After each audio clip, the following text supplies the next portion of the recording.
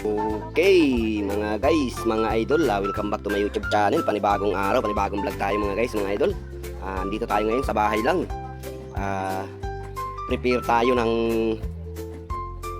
kaunting handa natin sa pagsalubong sa 2026 at pag iwa natin sa 2025. So yan mga guys. At yan na nga mga guys, at ito yung preparing natin. Meron tayo ditong, ito yung buko natin. Yan, bali dalawa yung buko natin mga guys. Bali meron din tayong Nestle cream at saka syempre hindi mawala itong Eden cheese natin. At ito mga guys, itong today's mixed fruit. At saka ito mga guys, yung ating ipanin. Bali dito natin siya. Antabayanan nyo mga guys, pag minix na natin siya, bali kulang pa yung ingredients natin dito. Bali wala pa tayong pasas. Yan, bali wala pa tayong pasas, hindi pa nakakabili ng pasas, hindi pa dumadating. Kaya antabay lang kayo mga busing mga idol sa pag nakumpleto na natin yung ingredients natin, bali mimix na natin siya. So yan, dito natin siya imimix mga guys.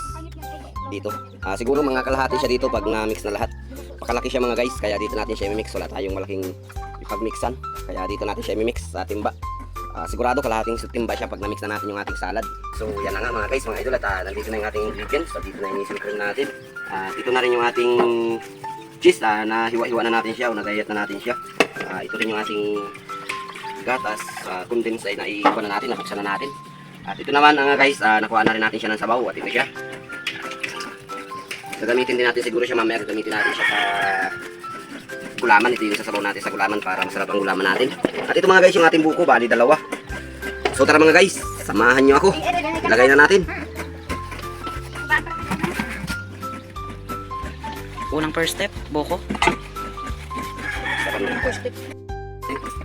Second step, buko pa din. Yan mga guys, at tingnan nyo mga guys. Wala pang ingredients pero Marami na. gabang na siya sa ilalim ng timba. Gabang. Gabang eh. Ilagay na natin itong cheese mga guys.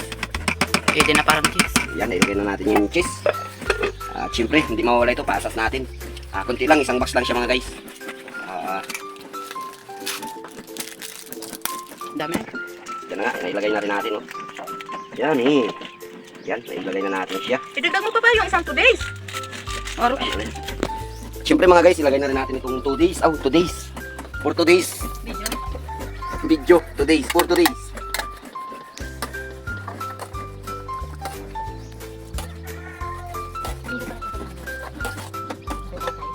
Yan.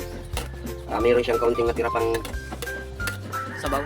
juice mga guys. Ay huwag natin maisama yung sabaw niya. So, saglit lang. Nestle cream.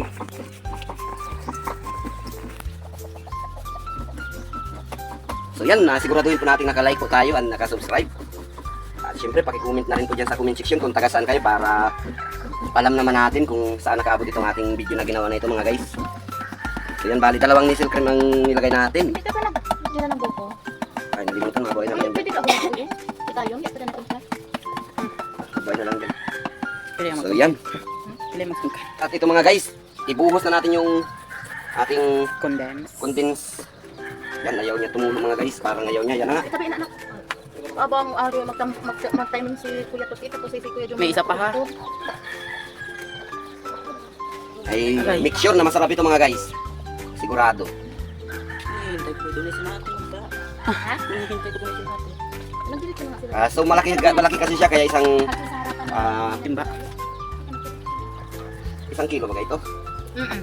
Kaya isang malaking gatas ang nilagay natin mga guys. Bali kalahating timba siya pag na-mix. Hindi pa nakukuha mga guys yung rep namin. Nandun yung rep sa baba. Mamaya pa lang kukuhain. At yun na nga, nailagay na natin. Yung iba. Yung natira mga guys, hindi natin inubos lahat. Gawa ng medyo may sabaw pa siya kanina. Kaya may natirang kaunti.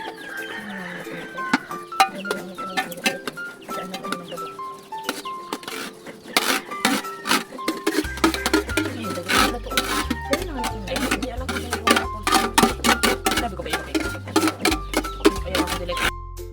So yan, at ito na nga ang kinalabasan ng ating buko salad mga guys. Nang na-mix na natin siya. So yan mga guys, paki-comment na lang sa comment section kung nagustuhan niyo ang ating video na ito mga guys.